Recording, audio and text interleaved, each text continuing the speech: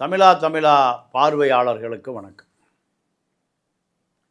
Tamil Nadu SC/ST ஆணையத்தினுடைய தலைவர் கந்தசாமி, பட்டியல் இன மக்கள், பழங்குடி இன மக்கள் இவர்களுக்காக சப்ளான் ஒரு திட்டம் 1974 இந்திரா காந்தி அவர்களால் இந்த பட்டியல மக்கள், பழங்குடி இன மக்கள் இவர்களுக்காக இவர்களுடைய வாழ்க்கையினுடைய அடித்தட்டு கட்டுமானத்தை உடைத்தெறிந்து அவர்களை மேல்நிலைக்கு கொண்டு வருவதற்காக ஆரம்பிக்கப்பட்ட திட்டம். இந்த திட்டம் ஒடுக்கப்பட்ட மக்களினுடைய வாழ்வாதாரத்திற்கு மட்டுமே இந்த நிதியை பயன்படுத்த வேண்டும். எல்லா மாநிலங்களிலும் ஆதி திராவிடர் நலத்துறை அந்த நிதியை அந்த மக்களினுடைய அடிப்படை வாழ்வாதாரங்கள், உதாரணத்திற்கு ஆந்திராவில் பட்டதாரி ஆதி திராவிடர் மாணவர்களுக்கு 10 லட்சம் ரூபாயை அவருடைய வங்கி கணக்கிலே செலுத்தி விடுகிறார்கள். இந்த 10 லட்சம் அந்த தலித் மாணவன், தலித் என்ற அடையாளத்தை உடைத்தெறிந்து விட்டு மற்ற சமூகத்தோடு அவன் பொருளாதார ரீதியாக கலந்தர வேண்டும் என்பதற்காக உருவாக்கப்பட்ட திட்டம். இந்த திட்டம் தமிழ்நாட்டில் எந்த தலித் இளைஞனுக்கு ஆந்திராவை போல், கர்நாடகாவை போல், கேரளாவை போல், எல்லா மாநிலங்களைப் போல் 10 லட்சம் ரூபாய் எந்த ஒரு தலித் பட்டாதாரி மாணவனுக்கு கொடுக்கப்பட்டு இருக்கிறதா என்றால் அது பெரிய கேள்விக்குறிதான், பூஜ்ஜியம்தான் அதனுடைய பதில். தாட்கோ நிதியை ஒடுக்கப்பட்ட மக்களுக்காக, அவருடைய வாழ்வாதாரங்களுக்காக முழுமையாக பயன்படுத்த வேண்டும். அப்படி அந்த அதிகாரி அதை முறைகேடாக பயன்படுத்தினால் அந்த அதிகாரியை கைது செய்து சிறையிலே அடைக்க வேண்டும், அந்த சட்டம் சொல்லுகிறது. பல மாநிலங்களில் அதிகாரிகள் கைது செய்யப்பட்டு வழக்கு தொடுக்கப்பட்டு இருக்கிறது, சிறையில் அடைக்கப்பட்டு இருக்கிறார்கள். ஆனால் தமிழ்நாட்டில் இந்த முறைகேடு செய்து ஏறக்குறைய தமிழ்நாட்டினுடைய தாட்கோ நிதி கடந்த ஆட்சியில் 2016-21 அதிமுக ஆட்சி காலத்தில் 5318 கோடி ரூபாய் பயன்படுத்தப்படவில்லை. இதை ரவிக்குமார் நாடாளுமன்ற உறுப்பினர் இந்த நிதியை, தாட்கோ நிதி திருப்பி விடப்பட்டதை அவர் எந்த பதிலும் சொல்லவில்லை, நாடாளுமன்றத்தில் கண்டிக்கவில்லை, அறிக்கை கொடுக்கவில்லை. காரணம், இதில் பல முறைகேடுகளுக்கு ரவிக்குமாரும் உடந்தை. இன்னும் அடித்து சொல்லுகிறேன், ரவிக்குமார் இந்த தாட்கோ நிதி முறைகேட்டில் கந்தசாமி இப்பொழுது இருக்கக்கூடிய SC/ST பிரிவு தமிழ்நாடு தலைவராக இருக்கக்கூடிய தமிழ்நாடு பழங்குடி பட்டியலினத்தவருடைய ஆணைய தலைவராக இருக்கிற கந்தசாமியும் ரவிக்குமாரும் கூட்டாளிகள். வன்னியரசும் கந்தசாமியும் கூட்டாளிகள். எப்படி கந்தசாமி இந்த SC/ST ஆணையத்தில் பல பதவிகளை இவர் எப்படி பதவி வகிக்க முடிந்தது? கந்தசாமி 3 மாதத்தில் இந்த வன்னி அரசுக்கு 25 கோடி ரூபாய் முறைகேடு செய்த பணத்தை கொடுத்திருப்பதாக நமக்கு தகவல் வருகிறது. இவர் கோவை மாநகராட்சி கமிஷனராக இருந்த பொழுது வேலுமணி அங்கு கொடிகட்டி பறந்த அறிவிக்கப்படாத முதலமைச்சர் ஆனந்த வெங்கடேஷ் நீதியரசர் இன்னும் ஏன் கைது செய்யப்படவில்லை? கந்தசாமியை சிறையிலே ஏன் அடைக்கவில்லை? அவரை நீதிமன்றம் கடுமையாக கண்டித்திருக்கு. அந்த நபர்தான் கடந்த திமுக ஆட்சியில் நம்பர் செக்ரட்டரி, தாட்கோ செக்ரட்டரி, குதிரை வண்ணார் கமிஷன் நம்பர் செக்ரட்டரி, துப்புரவு பணியாளர் number secretary, Adi Dravidar number secretary, இப்படி பல கோடி ரூபாய் தலித் நிதியை முறைகேடு செய்து பல ஆயிரம் கோடியை சபரீசனிடம் கொண்டு சேர்த்தவர்.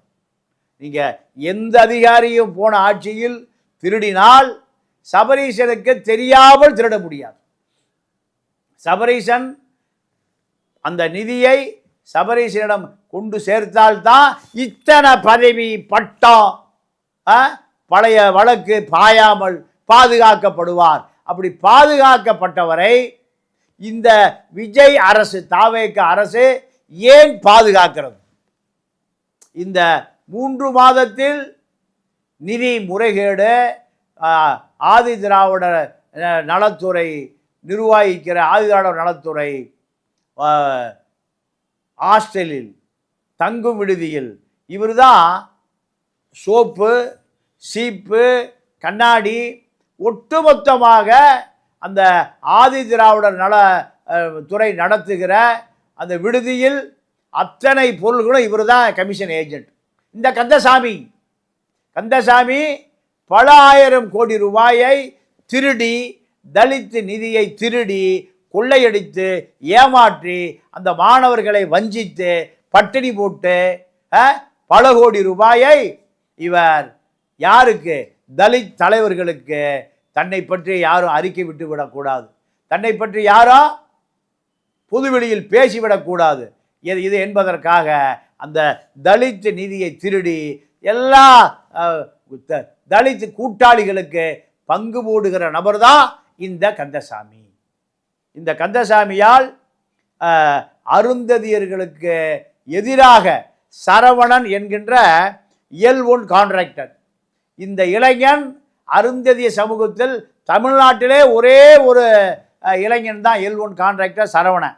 இந்த சரவணனை கமிஷன் கேட்டு, கட்டிங் கேட்டு, கரப்ஷன் கேட்டு தொந்தரவு செய்து இவன் எந்த ஒப்பந்த பணியும் எடுக்க விடாமல் தடுத்து நிறுத்தி அவன் தலையில் மண் அள்ளி போட்டு பல இடைஞ்சல் செய்கிறவர் தான் SC ST கமிஷனுடைய தமிழ்நாடு தலைவர்.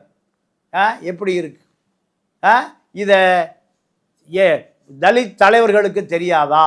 வன்னி அரசுக்கு தெரியாதா? ரவிக்குமாருக்கு தெரியாதா? சிந்தனை செல்வனுக்கு தெரியாதா? இந்த நபர் தாட்கோ நிதி கடந்த ஆட்சி, அதாவது திமுக ஆட்சியில் பல ஆயிரம் கோடி, தாட்கோ திருப்பூர் முதலிவாளையத்தில் இருக்கிற தாட்கோ, இந்த தாட்கோவில் 150 ஏக்கரை 50 ஏக்கரை தனியாருக்கு விட்டிருக்கிறார். அந்த தாட்கோ என்பது தலித் தொழில் அதிபர்களுக்காக, படித்த பட்டதாரி இளைஞர்களுக்காக தொழில் துவங்குவதற்கு உருவாக்கப்பட்ட அந்த திருப்பூர் முதலிவாளையம் சிட்கோ தாட்கோ. இந்த தாட்கோ 50 ஏக்கர் வேறு ஒருவருக்கு தலித் நிலத்தை பட்டா செய்து கொடுக்கப்பட்டிருக்கு. அஸ்ரா கார்க அவர்கள் இதை முழுமையாக விசாரித்தால் பல திருடுக்கடும் தகவல்கள் வரும்.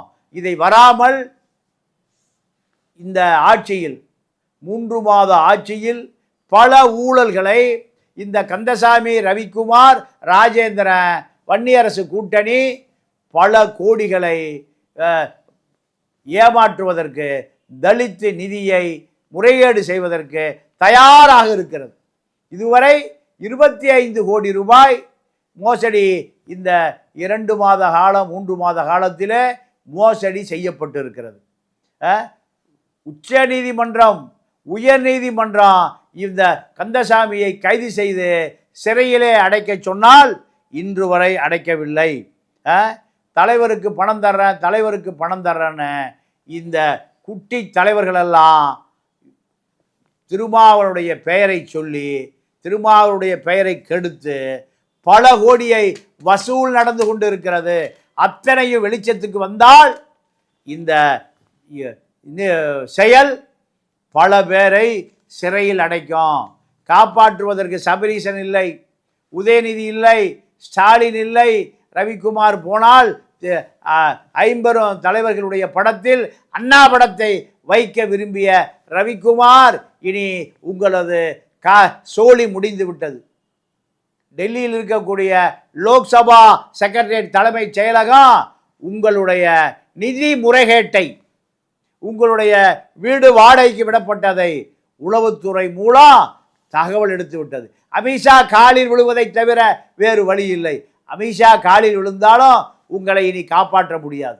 காரணம், நீங்கள் திருமா என்கின்ற ஒரு தலைவனுக்கு பின்னால் ஒளிந்து கொண்டு அந்த இயக்கத்தை சின்னாபின்னப்படுத்திய குற்றத்தை ஒத்துக்கொண்டே ஆக வேண்டும். உங்கள் மீது விசிகாவுடைய தலித் இளைஞர்கள் கடும் கோபத்தில் இருக்கிறார்கள். காரணம், திமுகவினுடைய எலும்பு துண்டாக மாறி அந்த அம்பேத்கர் மார்க்ஸ் பட்டியலில், பெரியார் பட்டியலில் அண்ணாவையும் வைக்க வேண்டும், கருணாநிதியும் வைக்க வேண்டும் என்று விசிகாவுக்கு ஒரு பெரிய தத்துவார்த்த குழப்பத்தை ஏற்படுத்துகிற உங்களை போன்ற கைக்கூலிகளை விசிகா தொண்டர்கள் மட்டுமல்ல, விசிகா தலைவர் திரும்பவும் அடையாளம் கண்டு கொள்ள வேண்டும் என்பதுதான் நமது நோக்கம்.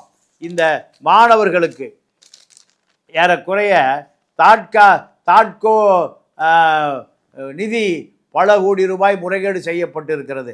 அதே போல பண்ருட்டி அருகில் ஒரு 100 ஏக்கர் நிலம் தலித் மக்களுக்கு கொடுக்கப்பட்ட நிலம் ஒரு பார்ப்பன கும்பலால் முழுக்க ஐஜி ரெஜிஸ்ட்ரேஷன் சுதா என்ற பார்ப்பன பெண்மணி, விஸ்வநாதன் என்ற ஒரு கும்பல் பார்ப்பன அறக்கட்டளையால் 100 ஏக்கர் நிலம், பஞ்சமி நிலம் பட்டா போடப்படுகிறது. அதற்கு மாவட்ட ஆட்சியாளர் கட்டாயப்படுத்தப்படுகிறார்.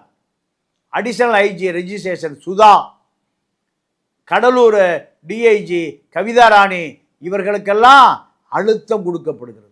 100 ஏக்கர் ஏறக்குறைய 1000 கோடி ரூபாய். ரவிக்குமார் அங்கே ஆர்ப்பாட்டத்தை செய்யலாமே, வன்னியரசு ஆர்ப்பாட்டத்தை செய்யலாமே, அந்த பட்டாவை ரத்து செய்யலாமே, அது ஏன் செய்ய மறுக்கிறீர்கள்? தலித் நிலம் 100 ஏக்கரா பறிபோகிறது என்று வேல்முருகன் பதறுகிறார், வேல்முருகன் துடிக்கிறார். ஆனால் நீங்கள் தலித் என்று மூச்சுக்கு 300 தரம் சொல்லுகிற நீங்கள் அந்த பஞ்சமி நிலம் பறிபோவதற்கு பின்னால் கண்டிப்பாக கந்தசாமியினுடைய கை இருக்கும்.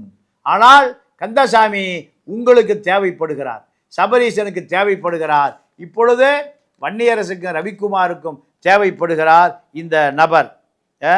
அதே போல சப்ளான் நிதி 7 வருட காலமாக திருப்பி அனுப்பப்பட்டு இருக்கிறது, பல 1000 கோடி ரூபாய் நிதி. இதற்கு ரவிக்குமாருடைய பதில் என்ன? இந்த சப்ளான் நிதி திமுக அரசு முறைகேடாக பல கோடி ரூபாயை திருப்பி அனுப்பப்பட்டு இருக்கிறது, முறைகேடாக பயன்படுத்தப்பட்டிருக்கிறது. இந்த முறைகேட்டுக்கு ரவிக்குமாருடைய பதில் என்ன? சப்ளான் நிதி முழுமையாக இந்த தலித் மக்களுக்கு செலவழிக்கப்பட்டிருக்கிறதா? தாட்கோ மூலம். தாட்கோவினுடைய தலைவராக இருந்தவர்கள் லட்சுமி பிரியா உட்பட பல பேர் இந்த நிதி முறைகேடுகளை செய்திருக்கிறார்கள். இந்த நிதி முறைகேடுகளை 5 ஆண்டு காலம் திமுகவினுடைய எலும்பு துண்டாக இருந்த இந்த ரவிக்குமார் என்ன நடவடிக்கை எடுத்திருக்கார்? நாடாளுமன்றத்தில் எதை பேசியிருக்கிறார்? இவர்களுடைய கட்சியினுடைய நாடாளுமன்ற உறுப்பினர்கள் 4 பேர் இருக்கிறார்கள். இவர்கள் சட்டமன்றத்தில் சிந்தனை செல்வன் SS பாலாஜி போன்ற இவர்கள் எதை பேசியிருக்கிறார்கள்? பனையூர் பாபு, ஆளூர் ஷானவாஸ் பேசவே இல்லை. இப்பொழுது கட்சி கட்டுப்பாட்டில் இல்லாத ஆளூர் ஷானவாஸ் திமுக பொதுக்கூட்டத்தில் தலைவனுக்கு தெரியாமல் கலந்து கொள்கிறார். ரவிக்குமார் தலைவனுக்கு தெரியாமல் சமஸ்கிருத மந்திரம் ஓதுகிறார். டெல்லியில் இருக்கக்கூடிய தேசிய SC/ST ஆணையம் சென்னையில் இருக்கக்கூடிய கந்தசாமி விசாரிக்க வேண்டாம், அதை விசாரிக்காமல் நிலுவையில் வையுங்கள் என்று டெல்லியில் இருக்கக்கூடிய எஸ்சி எஸ்டி ஆணையத்துக்கும் தமிழ்நாட்டில் இருக்கக்கூடிய எஸ்சி எஸ்டி ஆணையம், தேசிய ஆணையம் 2 பேருக்கும் கட்டளை பிறப்பிக்கப்படுகிறது. இப்படி பல ஊழல்கள். ஒட்டுமொத்தமாக இந்த ஊழலை முழுக்க முழுக்க தலைவனுக்கு தெரியாமல் தலைவருடைய பெயரை கெடுத்து இந்த ஊழல்களை செய்து கொண்டு இருக்கிறீர்கள். என் மீது போடப்பட்ட அந்த எஸ்சி புகார், நான் ஒரு திருமாவளவனையோ ரவிக்குமாரையோ அவமானப்படுத்தப்பட்டதாக எந்த இடத்திலும் செய்தி இல்லை. அவதூறு சொல்லுகிற இடம் அந்த பதிலும் இல்லை. நான் உங்களுடைய ஊழலை அம்பலப்படுத்தி இருக்கிறேன். நீங்கள் செய்த நிதி முறைகேடை அம்பலப்படுத்தி இருக்கிறேன். இது எஸ்சி எஸ்டி சட்டத்தில் வராது. நான் என்னுடைய சட்ட ஆலோசகர் லண்டன் பாரிஸ்டர் வக்கீல், என்னுடைய மகன், அவரிடம் கேட்கிற பொழுது நீங்கள் தனி தொகுதி நாடாளுமன்ற உறுப்பினர்களை அவமானப்படுத்தப்பட்டு சாதி பெயரை சொல்லி நீங்கள் பேசியிருந்தால் மட்டும்தான் உங்களை வன்கொடுமை தடுப்பு சட்டத்தின் கீழ் வழக்கு பதிவு செய்ய முடியும். இது அவசரமாக கந்தசாமி, வன்னியரசு, ரவிக்குமார் 3 பேரும் என்னை பயமுறுத்துவதற்காக அனுப்பப்பட்ட ஒரு ஆவணம். நான் என்னிடம் இருக்கக்கூடிய ஆவணங்களோடு என்னை விசாரணைக்கு அழையுங்கள். ரவிக்குமார் மீது லோக்சபா தலைமைச் செயலகம் விசாரித்து கொண்டிருக்கிறது. கண்டிப்பாக நான் வழக்கு தொடுப்பேன். இந்த வழக்கில் ரவிக்குமாருடைய வங்கி பரிவர்த்தனைகளை, ரவிக்குமாருக்கு சொந்தமான சொத்துக்களை, ரவிக்குமாருக்கு சொந்தமான பண்ணை வீடுகளை, பல கோடி ரூபாய் பெருமானம் உள்ள அரவிந்த் ஆசிரம பக்கம் இருக்கக்கூடிய அடுக்குமாடி குடியிருப்புகளை ஆவணங்களோடு வருகிறேன். இது கண்டிப்பாக வழக்கிலிருந்து தப்ப முடியாது ரவிக்குமார்.